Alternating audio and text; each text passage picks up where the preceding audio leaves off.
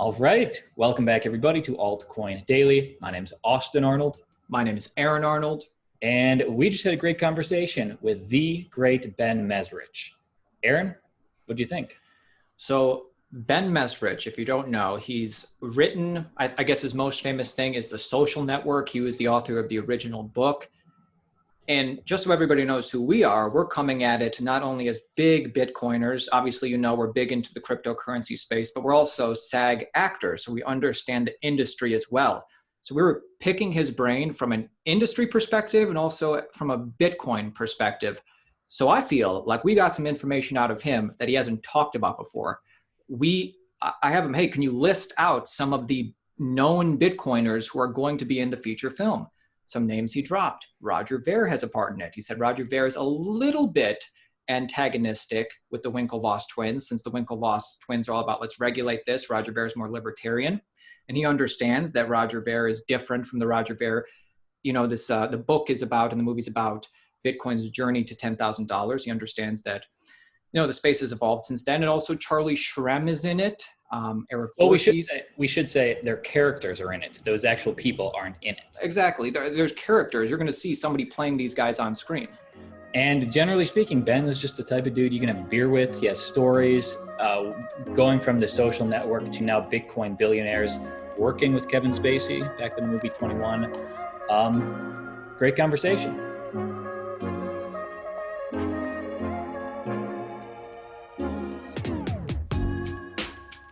Generally speaking, for our audience, when did you first hear about Bitcoin? Yeah, so basically, you know, I knew what Bitcoin was. I had been pitched a lot of stories about Bitcoin over the years, but I've never had any really interest in writing about it. I didn't know a lot about it. To me, it was, you know, complicated. It sounded like math. It just wasn't exciting to me. I didn't have any Bitcoin, and I wasn't really paying that much attention. Until I read this New York Times headline that said the Winklevoss brothers were the first Bitcoin billionaires. And I had a lot of experience with the Winklevii, you know, with the Social Network, and they were one of my main sources on that project. So I had no idea, you know, I knew they were doing something in the space, but I had no idea what was really going on. So I went out there. My wife said, you should give them a call. Maybe there's a story. And I went out to New York and met with them, and they proceeded to tell me this, you know, this crazy origin story of how they had gone from being who they were in the Social Network, which is essentially the bad guys, to being worth billions of dollars in this whole new economy. And that's what really turned me onto it. I needed the drama. I needed some sort of story to hook into that wasn't, you know, just Silk Road or something like that. I needed something that was more current and felt like it was mainstream in a way. Now, you've had multiple New York bestsellers, those turned into multiple big budget feature films. When you have a story that you want to write, is that immediate? You don't need to get approval at this point in your career?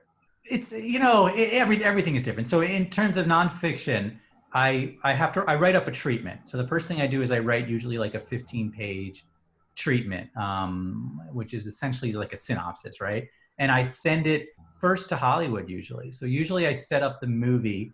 I send it out to a bunch of producers that I've worked with, or my agent sends it out all over town. Usually I get some sort of a movie deal before I then approach publishers. I've been doing it that way for a long time, which is kind of reverse how most authors do it. But ever since the Social Network, I've had, you know, a lot of relationships out there, and it's made a lot more sense to me, because for me, every project is like a platform. The story can live in so many different spaces, and books are just one space of that. And I love books, and I've always written books, and that's kind of always been my thing, but I wouldn't even write a book if I didn't think that I could have a movie out of it. So in fact, I wouldn't even, if I couldn't sell the movie, I wouldn't even start the book. Interesting. So, you know, that's been going on for, 15 years now. I haven't written a book that wasn't already set up as a movie in a fairly long time. So yeah, I mean, you know, you never know, right? Whether it'll get made. It's a weird world out there, and selling stuff is always tricky. But so no, I still get rejected though. I mean, if I came up with a story that wasn't something that, you know, but the thing is, it would get rejected before the submission stage. So I send it to my agent, you know, and I send it to my Hollywood agent, and if they're like, you know, I don't really see this, then I probably wouldn't, you know, go for it. Now, I know many people, the paperback just came out. Many people have already read the book, but for those few members of our audience that haven't quite picked it up yet, what is Bitcoin Billionaires? Yeah, so Bitcoin Billionaires is the incredible second act of the Winklevoss twins. It's the story of how they went from, getting a settlement with Mark Zuckerberg, which they hated, which they didn't want, which they wanted to turn down, and then turning it into this massive Bitcoin fortune. They were on the beach in Ibiza. Someone wandered up to them and said, "Have you guys ever heard of Bitcoin?" And that was someone who worked with Charlie Shrem, who was one of the OGs, I guess, of Bitcoin. And the twins ended up working with Charlie. And it's this crazy drama because if you know Charlie's story, it's so different than the Winklevoss story. I mean, Charlie was, 18-year-old kid living in his mother's basement, pot smoker, kind of a rebel, who started BitInstant, one of the first ways that you could buy and sell Bitcoin. And the Winklevoss twins were one of his first investors, along with Roger Ver. And so that story of those three different ideologies, essentially, is really quite incredible. So it's the story of Bitcoin in a way, starting from when Bitcoin was at $7, which is when the Winklevii brought in, to 10,000. So it was kind of the first run up of Bitcoin. It doesn't really, it kind of ends at 10,000. So it's that story. But I wanted to capture all of Bitcoin that I could in the story of the Winklevoss twins, because to me, their arc in that world is what sort of takes it from when it was libertarian anarchists like Roger or people like that, to the possibility of it being listed on exchanges, or the possibility that my mother might have Bitcoin. So I think that that's the transformation that it shows. But it's a thriller, and it's in many ways starts where the social network ends. Cool. So in the movie, are we going to see a Charlie Shrem character, a Roger Ver character, and any other people Bitcoiners would know? I think they'll all be there. I mean, that's the plan. We set up the movie. It was announced recently, I think, on Deadline that Greg, what did I just lost his last name? Greg, he's a Bitcoiner? Or? Yeah, no, he was the former head of Warner's. Is running the movie. He's basically, I know who you're talking about. In the movie, and it's going to be really, really cool. And we're in the process right now of setting it up in terms of who the writer is going to be, who the director is going to be, and so it's going to be a big major motion picture. I'm excited. So we're in the early stages. Hollywood got frozen, as you guys know well. Everything. We know it? Ran to a halt recently. So unfortunately, Greg Silverman. Sorry, I don't know why I'm blanking. Yes. Getting old. So Greg is an amazing guy, really, really brilliant. And what's interesting is his kid brought him the book, and him and his son read it together and became obsessed with it. And so they're heralding it. The Winklevoss twins are involved in a production capacity, which is really cool. So it should be great. But yeah, we plan to have a Charlie Shrem. We plan to have a Winklevoss twins. Maybe Army will come back. Maybe not. We'll see how that goes. Roger will be in it. All the different characters who kind of weave in and out to that story will be there. Could you list a couple of the other characters that maybe Bitcoiners would know? Yeah, I mean, there's so many different people who move in and out of that story. But Eric Voorhees, right, is going to be a big character in the story. I think you'll see even people who are less involved. Maybe the Virgin guy, what's his name? Richard Branson would probably be a meeting between him and the twins. A lot of Bitcoiners are virgins, so. Yeah, exactly. The twins move in and out, trying to push Bitcoin on so many different people that I think there'd be really cool cameos of lots of sort of celebrity type Bitcoin people throughout. But the other main characters, the Silk Road story is in it, so Russ will be there because that takedown is a big chapter in the book, and how that all unfolds. So I think that that story would be told within this story. So yeah, I think there's going to be a lot. And then, there's a political side of it because the twins, go up in front of Congress or whatever it is, and then not Congress, but the New York financial system, and have to give a big talk. So there's lots of different sort of faces that are involved in that. So yeah, I think most of the famous people you'll see will be in the movie. Cool. Now, Roger Ver was a huge part of Bitcoin early adoption in the early years, and he's still a big part of it, but now he's more of a controversial person in the space. I don't know how deep you are into it, but yeah. is it going to be capturing the Roger from the early years, do you think? Or? Yeah. So, I mean, I think, you know, as the story progresses, Roger really comes in. So Charlie is the man in the middle, and Charlie is being pulled to two sides in Bitcoin Billionaires. Roger, you know, is his first investor, is basically the libertarian anarchist who wants to see governments fall. And he believes, you know, that drugs should be good and used in as much as people want them, although he doesn't do drugs and he doesn't drink, but he believes in freedom the way he's a true libertarian, I think. So yeah, he's a wild character in the story. He's also a genius. He's also one of the real true believers in Bitcoin in the beginning. So the shift to where he gets off, you know, spirals off into what he's doing now isn't till after this story. So this story, right. But there's a lot of friction between him and the Winklevoss twins. He sees them sort of as the privileged Harvard men of Harvard who are coming in, you know, on the government side almost in his view. They're establishment, they're mainstream. They want to see Bitcoin at ATM machines. They want to see Bitcoin on the New York Stock Exchange and in some form or another. And so there's real, you know, animosity, I think, there coming from Roger towards the twins and the twins back and forth through Charlie. So yeah, that, I think it's a great fun character. I mean, it would be a really fun character for some actor to sink his teeth into. You know, he's driving around in this blue Porsche, you know, taking Charlie to parties with girls, and it'll be a fun character. Yeah. So the Winklevii were the antagonists in The Social Network, obviously. Is Roger Ver the antagonist in Bitcoin Billionaires? You know, I don't know if I would call him the antagonist in this. I think to some extent, the story revolves more around Charlie and the Winklevoss twins. I think it's not that Charlie's the antagonist, because he's not in any way. And I have a lot of sympathy for Charlie. And I think a lot of people who read the book really like Charlie coming out of it, because he's a kid who gets caught up in being the rock star, the crypto rock star. And, you know, he's the kid at the club throwing 20s and with the big bottles of alcohol, and ends up falling in love with the cocktail waitress. And, you know, he's that guy. He represents every young person who gets into Bitcoin's dream, because he skyrockets. At one point, they say, what is it? 1 out of every 3 who had Bitcoin bought it through Charlie. But then he goes to jail. You know, then he does some stupid things. He makes some mistakes, and it's all right in the book. But, you know, he let someone buy Bitcoin to use on Silk Road, and his emails showed that he knew what the guy was doing with it. Now the government made a scene out of him. They didn't need to take him down that hard. They didn't need to send him to jail for 2 years for selling Bitcoin, because it's not like he bought drugs, and it's not like, you know, his punishment was way beyond, I think, the crime. But he was really the first person thrown in jail for Bitcoin.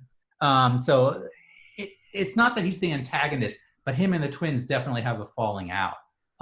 You know, they're trying to turn his company into something serious, and he is running around, you know, crazy. And sort of all kind of comes to a head between the three of them.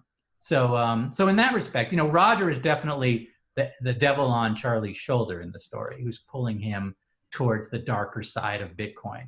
And it's interesting, you know, sometimes on the internet, people go back and forth with me, and there are a lot of Bitcoin people who want to kind of brush over the darker beginnings of Bitcoin.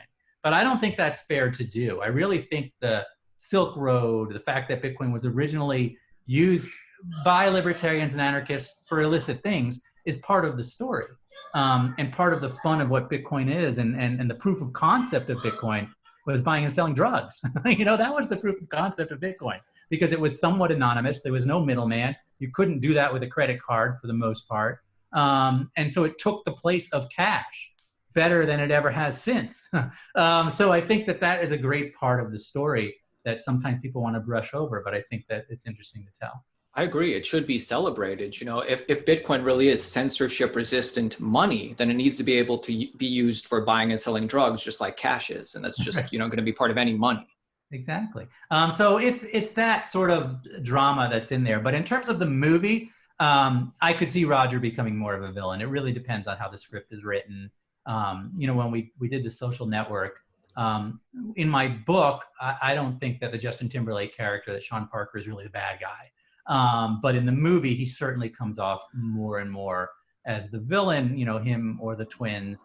The twins aren't really the villain as much as they're, you know, the nemesis of Zuckerberg. but they're always the men of honor. They're always about truth and justice and the American way. While Sean Parker, it seems to be just trying to sort of take down Eduardo, and it's kind of the back guy. And that was Aaron Sorkin. I think Sorkin took it in that direction because he felt he needed more of a bad guy in the story. And how much of a voice do you have as the author turning it into a screenplay with those heavy hitters like Sorkin? Yeah. And so it's different on every movie set. I will say, being on a movie set with Aaron Sorkin and David Fincher, you don't have a lot to say. I mean, you're definitely a consultant on that set. Scott Rudin was one of the producers. Kevin Spacey was one of the producers. So there were a lot of really good guy personalities. Yeah, there was big personalities there. And so the set was not the most fun set I've ever been on. I mean, you guys have been on set. Sometimes they're fun and it's a party and it's great. Other times it's just and that was intense. Fincher is a genius. I'm in awe of him. Fight Club was my favorite movie before, he did The Social Network, and watching him work was incredible.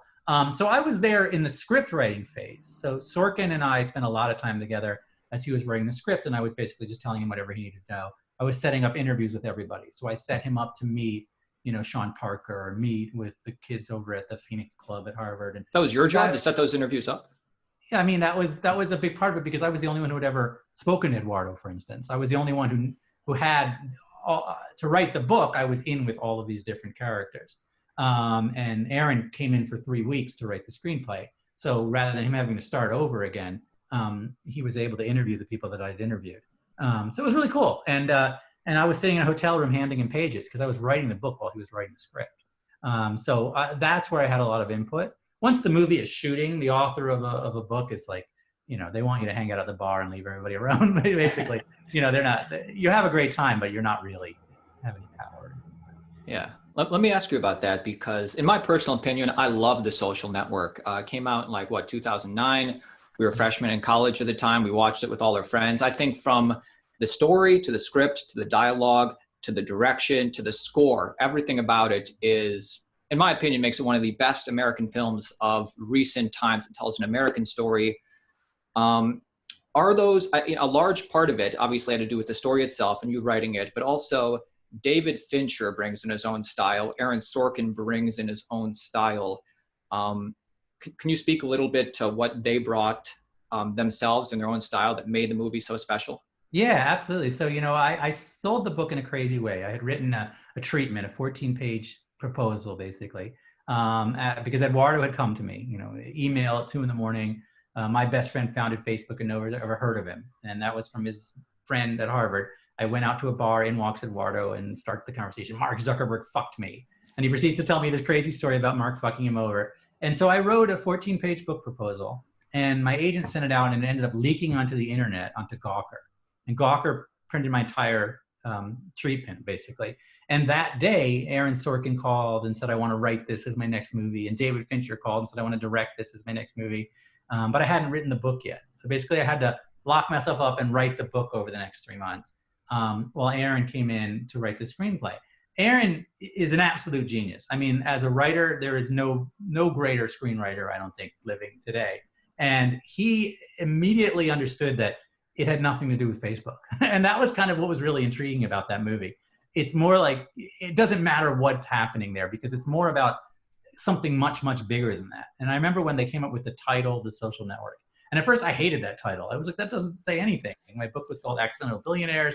I thought that was a good title. I was like, The Social Network. But then it really works, because really that's what it was about. It was about this transformation, moving our social lives online. It was the movement of living real lives to living these online lives now that we are now living in, and that you guys are now an extension of with this sort of technology, basically. So Aaron was a genius in capturing that, and capturing Mark Zuckerberg. And then Fincher came in, and his goal is really to make it so real. It's beyond real. Like, if you look at Mark's dorm room, everything in that room is exactly what was in Mark's dorm room. I mean, even Zuckerberg was like, I don't know how he got the exact slippers that I wear, or whatever, flip-flops. He got the exact drink that I was drinking. Like that. Fuck you flip-flops, right? Yeah, exactly. Fincher brings in this incredible level of intense detail, and the way he shot it was unbelievable. I remember watching a scene, and all it is a bus pulling up to a finals club and like 3 girls getting out. And he shot that scene from 7 p.m. to 7 a.m. It's like 12-second scene. And he shoots it over and over and over again. Who knows what he's looking for? I don't even know. Until like everyone's exhausted and like the sun is coming up.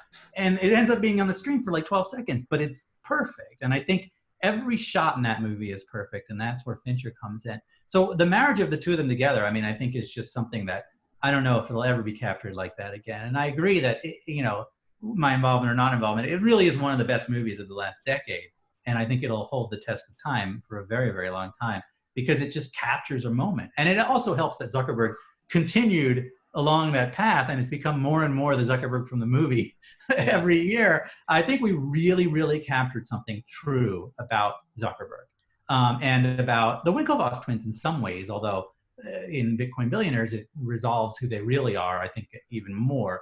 That's only one facet of who they are. But it captured all those characters really, really well. And it told an incredible story about the origins of something that now affects all of us all day long.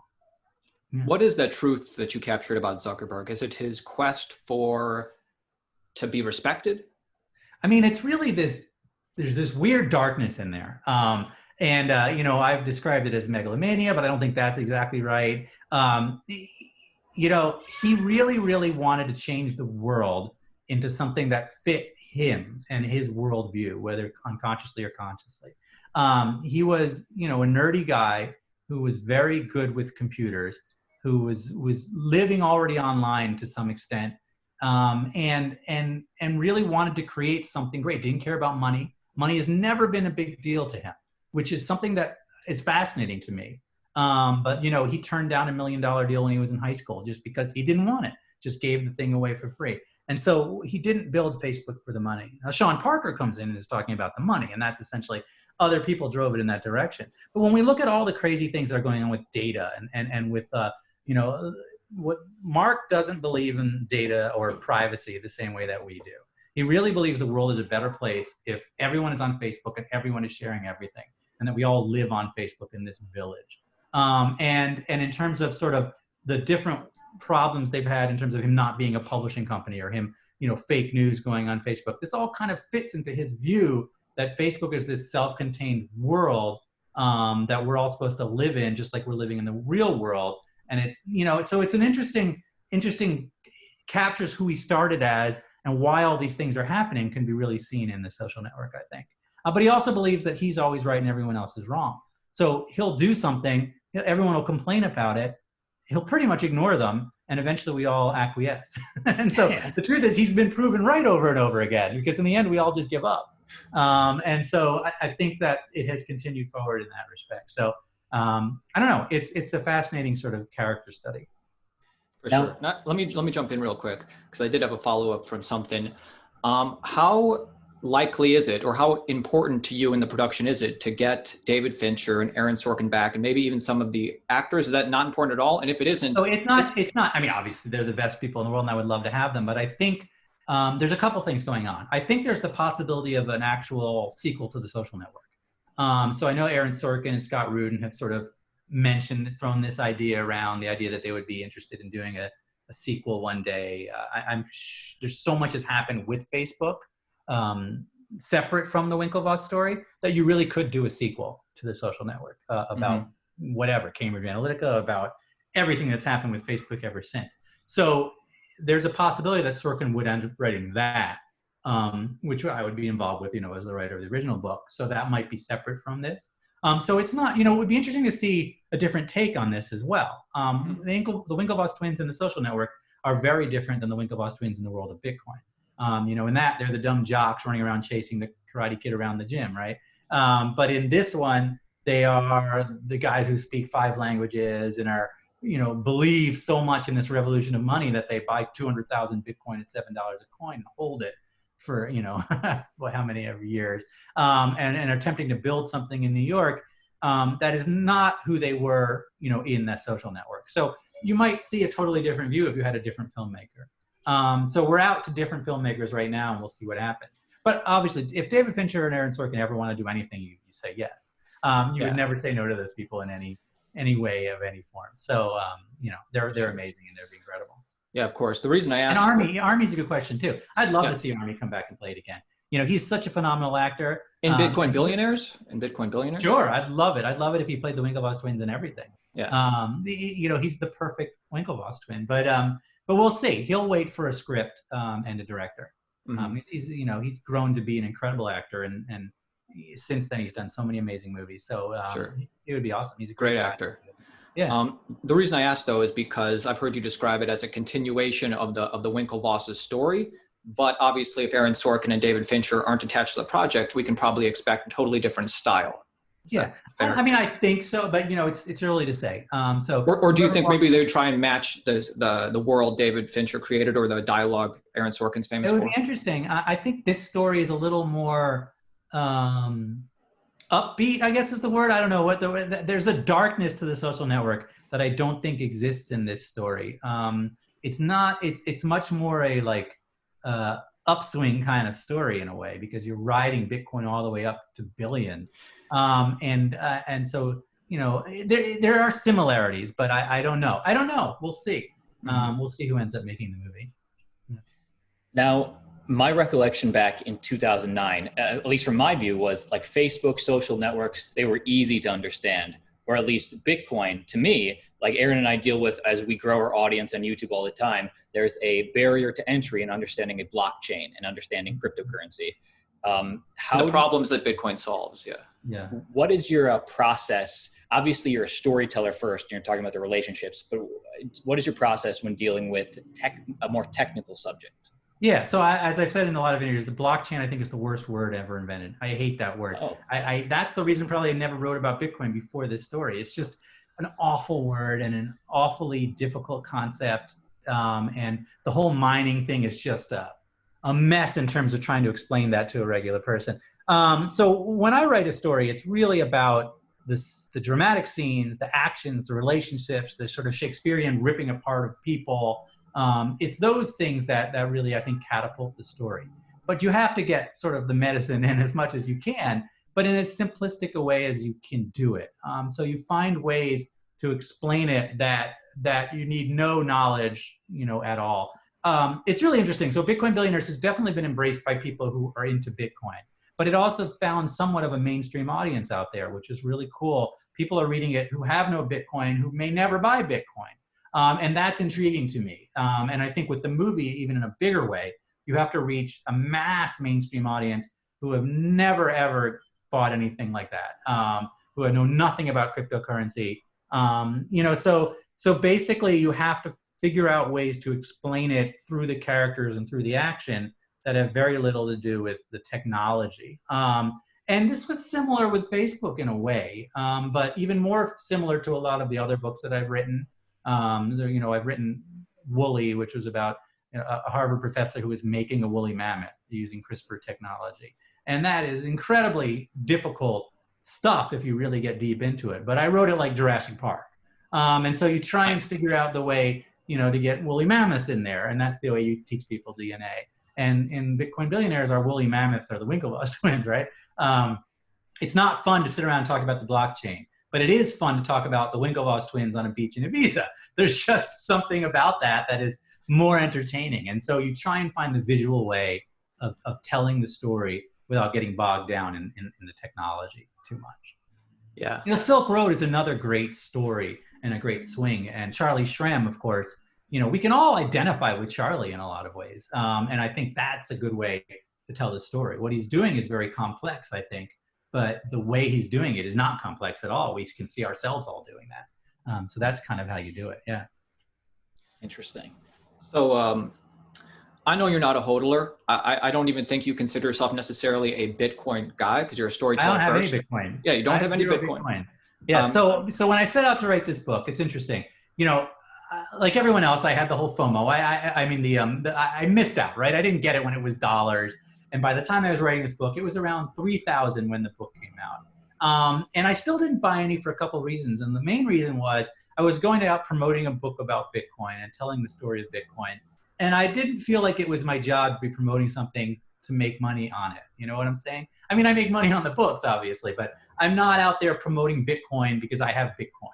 I'm out there promoting Bitcoin because I really believe this is an incredible futuristic technology that makes a lot of sense. In the scope of where we're going in the world, you know, in the chaos of the world, digital money makes sense. Eventually, we're all going to be using digital money. It seems very clear to me.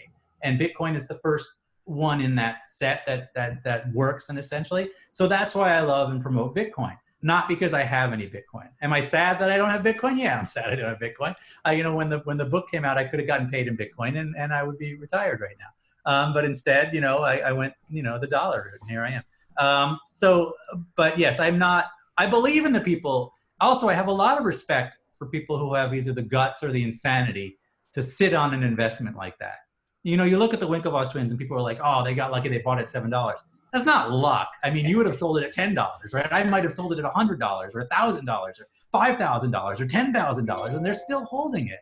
And so that is an incredible fortitude or craziness. And that's something I've always respected. So the people who hold on to it, despite everyone in their lives telling them that they're crazy, that's something I can really respect. And that goes all the way back to me as a writer. When I was graduating from college and said I wanted to be a writer, everyone tells you you're crazy and you're never going to make a living at it. And, you know, all your friends are getting rich on Wall Street and you're sitting at home writing and eating peanut butter and jelly sandwiches. It's the same idea. You're crazy enough and deluded enough to believe that there's going to be this pot of gold at the end of it. And that's the sort of whole, you know, theme, I guess. And so that's something I can really respect. So yes, I'm a promoter of Bitcoin in a lot of ways, but I'm more a believer in it just sort of as a philosophical thing. And also as a writer, I tell stories. I didn't get rich on Facebook either. And I knew about Facebook, you know, well before everybody else. And I didn't get rich on a million things that I've written about that I certainly could have. So it's my role to tell the story and to try and make a big movie out of it, to try and get the story to as many people as I can. And hopefully other people make huge fortunes on it. I love it. I respect that. But the reason I brought that up, you know, kind of starting off saying you don't necessarily consider yourself a Bitcoin guy, is because probably your friends who aren't into Bitcoin do consider you maybe the Bitcoin guy. I was just wondering, when somebody comes to you and says, Ben, what's the big deal about Bitcoin? What do you tell them as far as the value prop goes? Yeah, so it's interesting. So, you know, for instance, this year I was a writer and producer on Billions. And I was kind of brought in as a crypto expert in a way. The reason Brian— Great episode. Oh, thank you. He hired me basically because, you know, we were talking about Bitcoin Billionaires. He met me on Twitter and he was interested about the movie of Bitcoin Billionaires, just you know, feeling it out, what was going to happen with it. And he said, have you ever been in a writer's room? And I said, no. And he's like, well, can you show up tomorrow? So I literally like started the next day and joined the writer's room at Billions for a year for season 5 as sort of a crypto guy. But I'm not really, listen, I've written 20 books about very different things, you know, from UFOs to Russian oligarchs. Sure, you're a Kevin Spacey guy, right? Just kidding. What? Just kidding. Right? Yeah, I don't know about that. But, you know, I could go on about Kevin. I mean, that was a great movie, just so, I mean, great movie. When I knew Kevin, so Kevin, in the beginning of my career, was such an incredible help to me. You know, he raised me up out of the, you know, trash bin of writers and made— Really? And yeah, so basically I had written, I'd written Bringing Down the House. Mm-hmm. I was a fiction writer. I was writing really crappy thrillers. I'd written for the X-Files, so I'd done a little bit. But I was writing these techno thrillers that nobody was reading. And I met these MIT kids and started going to Vegas with them every weekend. And I was like, this is a really cool story. So I wrote Bringing Down the House in like 3 weeks. It was like this crazy writing spree. And I sold it for a tiny bit of money. It was going to be this little book because nobody cared about Vegas. This was pre-Chris Moneymaker winning the World Series of Blackjack. World Series of Poker, sorry. So nobody really cared about cards at that point in time.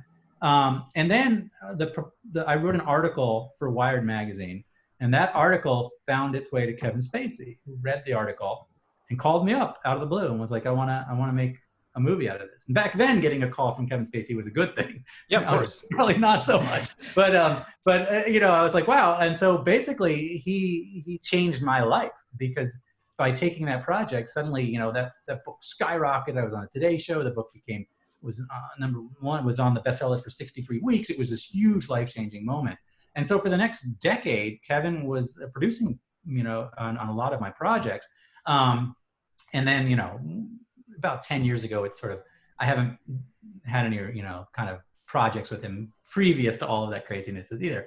But you know, he was there in the beginning as sort of a he's a great actor. He's a phenomenal He actor is. in incredible movies. But obviously he had a dark side that was not as out there. So yeah, but anyways, back to Bitcoin. Yeah, So what is the value prop when your friends value ask you? prop? You mean like what? How do I explain Bitcoin? Well, yeah, when your friends ask you, because you probably are the Bitcoin guy. Yeah, even though, I'm like, listen, it's money that I can send to you just the same way I send a text or an email from my phone to your phone, literally in seconds, although that's not really true. And there's no middleman, there's no bank in between, there's no government in between. So it's essentially money of the future, and it's value like gold is value, except for it's better than gold because you don't have to walk around with big blocks of gold. It's instantly transmittable and transportable. And in a lot of ways safer than gold, because there's no vault somewhere to get robbed. Essentially, it's all crypto. And so that's kind of how I describe it. At the moment, I think it's a store of value. for sure, it's a commodity. It could end up being a currency, either it or something like it. Libra was an interesting story and an interesting attempt, but I feel that if Amazon went the same route, it would be instantly successful. And I think if Amazon put out a Libra tomorrow, we would all be using it as currency. Sure. So that's what I think. But so anyways, that's how I explain it. It's digital money, and your money's already digital. I mean, every dollar you put in the bank isn't sitting in a vault somewhere. It's instantly turned into ones and zeros and flying, through cyberspace. And so Bitcoin kind of just gets rid of the need for that. And so that's how I describe it, I guess. And I would add on to that by saying, because if you want to, I don't think the primary primary value prop for Bitcoin is fast, cheap payments. If you want to send, I can Venmo you money right now, and it's a centralized solution, very fast, very cheap, I would say. Censorship resistant, no single point of failure, undebasable money. And it has to start off to be a store of value first, but as it gains trust and awareness, eventually it could be medium of exchange. And no matter what cryptocurrency, it's going to have to be a store of value first. Yeah, I think you're right. Absolutely. I mean, in the book, Roger basically describes it as when you used to read science fiction, everybody paid for everything with credits. That's what he saw Bitcoin was when he first saw it. That was the money of the future. And so I think that, the people who got in real early were really ahead of the curve, because they saw it, even before anybody else did, which is really intriguing. But yeah, so that's how I essentially pitch it. I mean, listen, right now, it's hard to, the price goes crazy up and down, and there's whales that can come in and maneuver and change the price in a day instantly and that sort of thing. But that'll all work out, I think, as more and more people in the mainstream get into it. So we'll see. Yeah. Now, I have a couple final, more sort of big picture questions. I know Aaron has a few questions too. Final ones. As a guy that's into Bitcoin but doesn't hold any Bitcoin, what excites you most about Bitcoin and cryptocurrency in this next 2020 decade, generally speaking? That's a good question. I mean, I think that it really hasn't hit the mainstream yet. I know everyone knows the word Bitcoin, and you hear about Bitcoin, and it was on Billions or whatever, and we're going to have a big feature movie. But until someone like my mother can pick up her phone and pay for something or buy Bitcoin instantly and really want to do that, it hasn't really hit the mainstream. And I think that we're in its infancy in a lot of ways. So for people who own Bitcoin, I think that's great news, because you look at the price at 12,000, you think, oh, that's a huge number. But it's really not, because the only people who actually have Bitcoin are still people on the internet. It's still a pretty small group of people who are buying and selling this Bitcoin. And so we're really at a point where, if you look back to the internet, we're pre-MySpace, right? We're pre-Friendster. We're not even at Friendster yet in terms of what Bitcoin is in terms of the mainstream. And so we've got a long way to go. So that's an interesting thing, and I think that's very positive. So I do see the price going a lot higher from here. But obviously there's ups and downs, and crazy things can happen, and governments can do things, and chaos, reigns all over. So it's impossible to make true predictions. A lot of it is just rolling of dice, but that's the way I see it. I really do think it's still in its infancy. Crypto in general is in its infancy. And so, where it goes from here is exciting to watch. Yeah. Well, what excites me about your movie is by the time this is out, whether it's next year or the year after that, we'll be in the more mature bull market probably, since we've had a bear market in crypto for the past 3 years. perfect time to release a movie called Bitcoin Billionaires. People will be into checking that out. Trillionaires by then. But yeah, I mean, I agree. I think the timing of this, it's nice the paperback is coming out this week because the price is going up. But I think, a year from now, the movie, or maybe a year and a half from now, the movie could be coming out when Bitcoin is suddenly really above all-time highs and everybody's interested. Yeah, until you're seeing Bitcoin on like the cover of, is there still a Time magazine? That's when we're going to really hit those moments, is when you're going to see Bitcoin the way you see Facebook, where it's something that's, cover of the Wall Street Journal and not page 7, where, it's the big story and not the fringe story. We're still in the fringe area. And so it's got a long ways to go. It's very early. That's what Ben is saying. You're still early. Still early. You're still early. Still early, guys. It hurts. It hurts buying at 12,000 because you saw it at 3,000, and it hurt buying at 3,000 because you saw it at 300. And so it's always going to be like that. So you have to have tolerance for risk. You get it. You talk like an OG, in my opinion. I do. I just don't own anything because I have tolerance for risk. In my writing, I have very good tolerance for risk, but in my real life, look, I'm hiding out in Vermont in a bunker. That's my tolerance for risk. I haven't been indoor, literally inside a building other than this house since March 10th. Not through the threshold. Nice. You're part of the solution. That is the level of fear I live with every day of my life. But in all truth, even in winters previous to this, I was like that because of the colds and flu. So for me, this is no different than my regular life. Did you get your flu shot? I'll get 10 of them. I got them sticking on my arm like acupuncture needles. Nice. I'm a big believer in as many vaccines as I can have. I want to get Moderna, Pfizer, J&J, just jam them all in. I'm going to turn into the Hulk or Captain America, but that's my plan. Constant IV drip of vaccines. Exactly.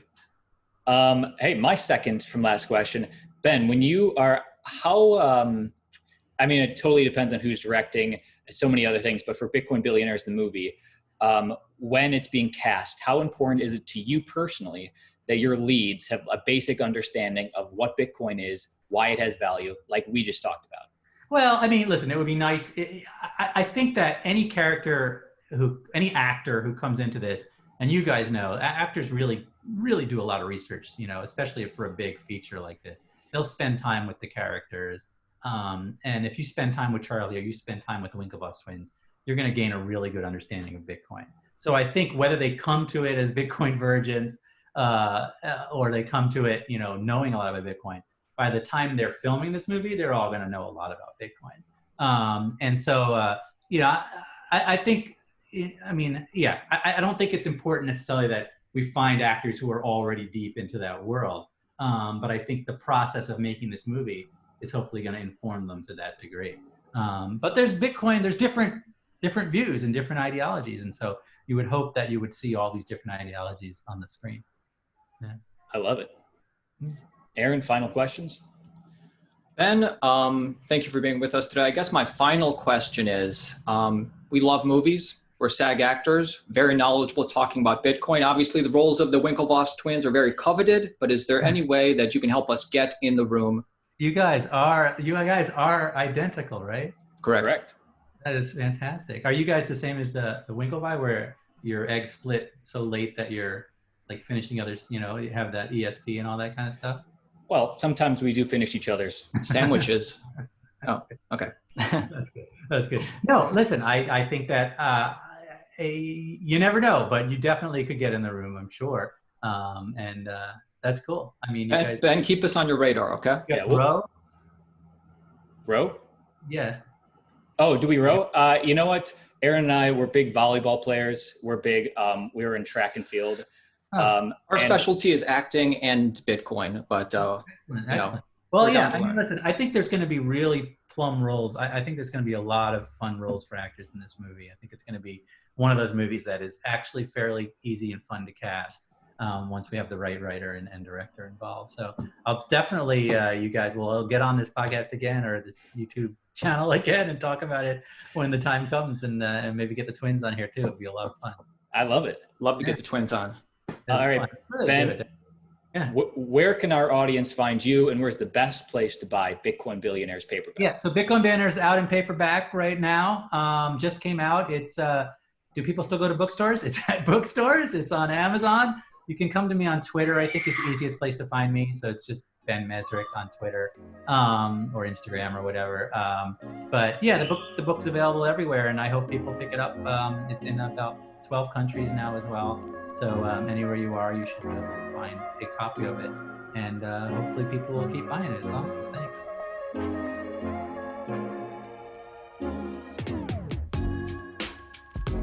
All right. Great conversation. If you enjoyed this content, hit subscribe. And this is your call to action, my friends. We're SAG actors. We're obviously in the Bitcoin space. If you want to see us in the Bitcoin Billionaires movie, make sure you take this link, tag us, tag the Winklevii, tag Ben Mezrich. At the very least, we're going to get the Winklevii on this program for an interview.